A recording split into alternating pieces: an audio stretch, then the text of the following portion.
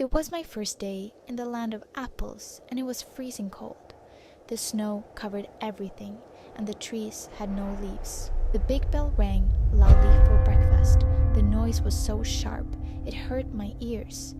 The sound of shoes on the hard floors never stopped. The clatter, the voices, it was all too much. Everything felt strange and loud. I missed my home, but I felt trapped. A white woman with gray hair lined us up and took us into the dining room. The other girls wore tight dresses and shoes that made noise with every step. I felt embarrassed. My blanket had been taken away, and I was in these strange clothes. I didn't feel like myself anymore. I didn't know the rules.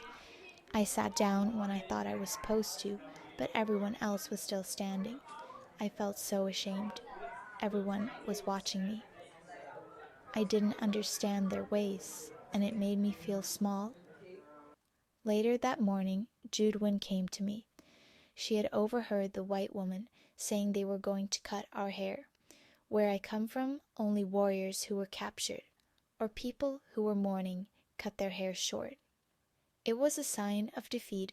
Judwin told me we had to obey, because they were stronger, but I refused. I told her, no, I will fight first. I wasn't going to give up so easily.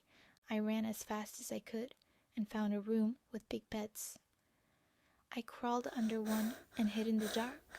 My heart was beating so fast. I heard them calling my name, but I stayed quiet, hoping they wouldn't find me. But they did. They found me. They dragged me out from under the bed and made me sit in a chair. I was scared. I cried as I felt the cold scissors near my neck. Then I heard them cut off one of my braids. It wasn't just my hair they took. It felt like they were taking away a part of who I was. Since I was taken from my mother, I had been stared at, treated like I didn't matter. But this was the worst. My hair was a part of my identity. When they cut it, I felt like I'd lost my spirit. They didn't just cut my hair. They made me feel like I was just another face in a crowd, like I didn't matter. I wasn't the same girl anymore. I was in the 3rd class when I first realized what untouchability was. Back then, I hadn't heard anyone say the word aloud, but I had already seen it, felt it, and experienced its sting. After school, I loved walking home. It should only take 10 minutes, but for me, it took at least half an hour. I would stop to see all the fun things happening around me. There was the performing monkey, the snake charmer showing his snake, and even a man cycling non-stop for 3 days. There was always something happening in the bazaar. Shops selling sweets, fried snacks, and fruit from the season. I couldn't help but stop and watch everything. It was my daily adventure. One day, as I reached my street, I saw something strange. A threshing floor had been set up, and our people were hard at work. I noticed an elder from our street coming towards us from the bazaar, carrying a small packet. He held the packet by its string, not touching it.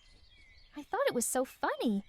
He was such a big man, but he was holding this small packet like it was something delicate, something he wasn't allowed to touch.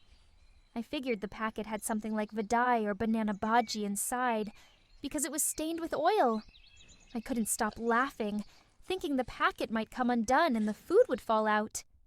The elder walked straight to the landlord, bowed low, and handed over the packet carefully, using both hands to hold the string. Later, when I got home, I told my elder brother Anand all about it. I laughed so much while telling the story.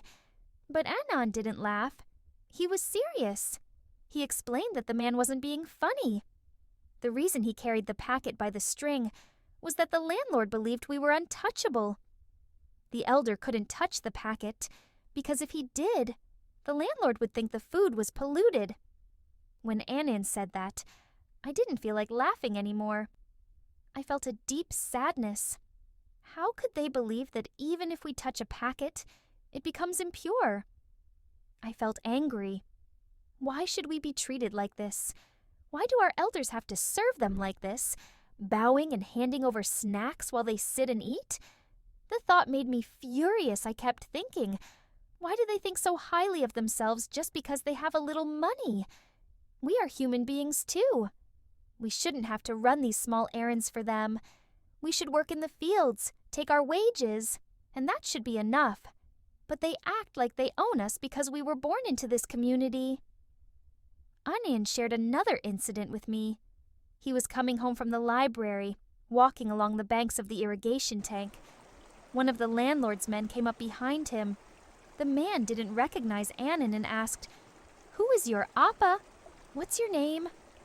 Anyan told him his name, but that wasn't enough. The man then asked, "Tambi, on which street do you live?" He was asking because if he knew our street, he would know our caste too. When Anyan told me this, I realized that no matter how polite they sounded, the only thing they cared about was where we came from, our caste. Anand told me something that changed my life. He said, "Because we are born into this community, we are never given respect or dignity. But if we study and make progress, we can throw away these humiliations. So study hard. If you do well in your lessons, people will come to you. Work hard and learn." His words hit me hard, and from that day on, I was determined. I studied with all my might. I wanted to be first in my class, and I made sure I was. Slowly, people began to notice and become my friends,